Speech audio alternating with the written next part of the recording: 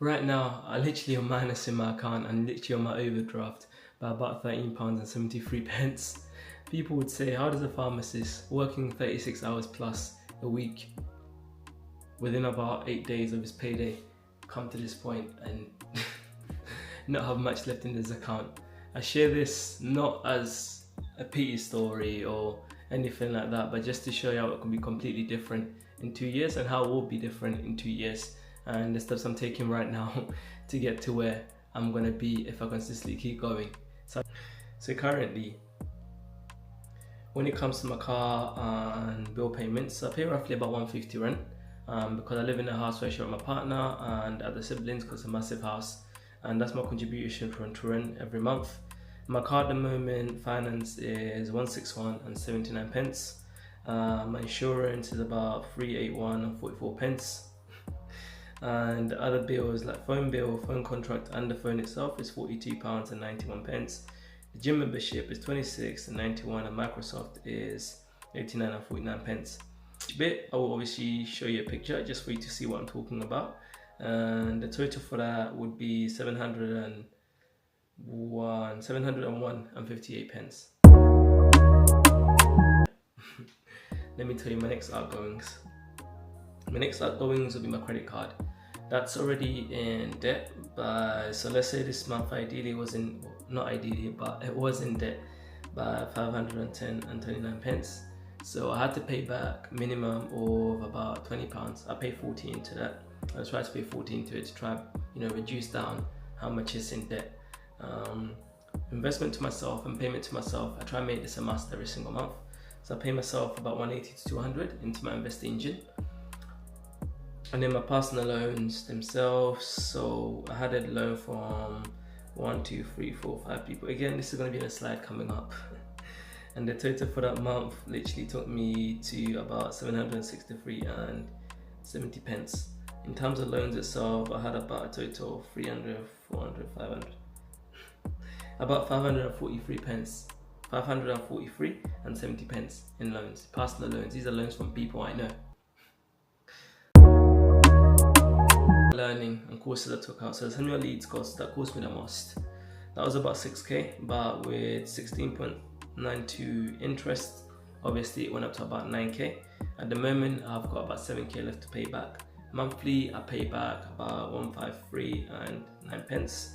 And to lendable is another loan I took out just to support me with the next deal, property deal, and that cost me about now monthly £120 and 92 pence. It's about 2.3k left in that. That was the highest interest, 42% interest, because I already had other loans out. In the moment, it seemed like a good idea, but obviously now I've become financially smarter, and that's why I know I won't be here in 2 years. I know it was a dumb idea to take out interest rate that high.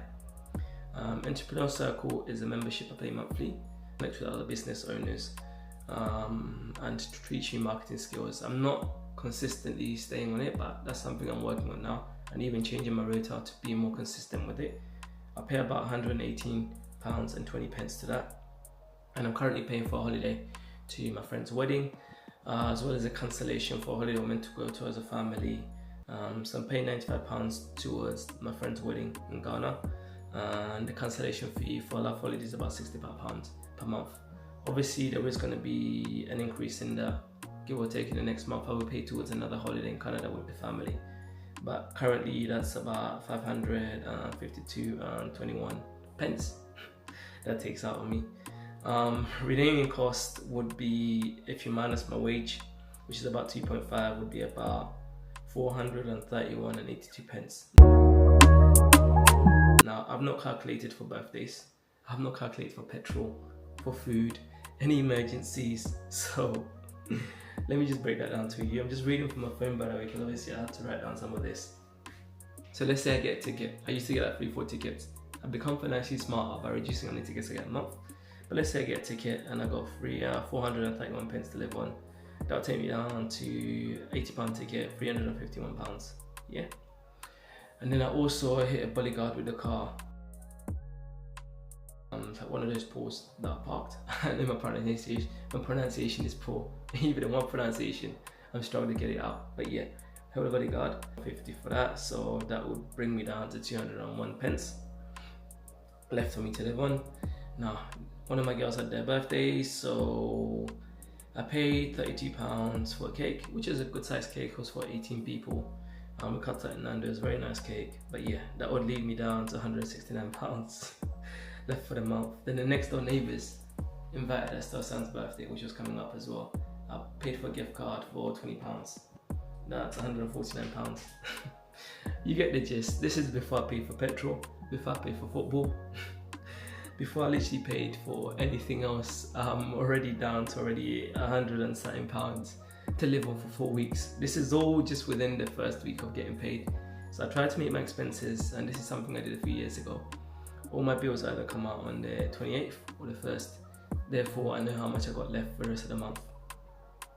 But yeah, that's my expenses at the moment. I share this, as I said, and reality where I am at the moment. But I know if I keep going consistently, I won't be here in 2 years, and I'll look back at these videos and just laugh and just say, this is where I was. Also share it just for you to see little tips and procedures you can take. So every month I have like notes in my notes. I write down clearly in my notes per month and the date, and then what I'm spending every single month, and just keep track. This is what I'm spending on. That's how I know exactly where my money is going, even though it's not obviously going ideally where I want it to all times. I know exactly where my money is going on, where I spent what on what every single month, and I just help me to keep track of it, including any loans I have, any money I borrow. I keep track of it, so no one has to remind me how much I owe them. I know exactly how much I owe them each month and how much is going out in loans. So that's a good thing to do. The other thing obviously I started doing about 2 months ago is paying extra into my loans. So I pay about extra £200 into my loans, and that's to help pay them back quicker. So I managed to literally clear one of my loans in June because of this, and I'm working on the one now that's 42% interest that I told you about earlier, and trying to pay a bit extra into that every single month. It just means I struggle a bit more during the month, but trust me, it'll pay off in 2 years when I got no loans and no debt. The only type of debt you want to get into, and you're learning this, and I'm learning this financially, is good debt. So good debt is debt where you're getting a loan out, an investment out, to invest into something that's going to give you money back monthly. So like a house or property that's giving you money back monthly. Bad debt is just getting money out for the sake of emergency, or getting money out for the sake of buying a car that depreciates. Like that's even the reason why now I'm not even considering getting a new car. I'm just gonna keep running with it because it just depreciates. It's a depreciating asset.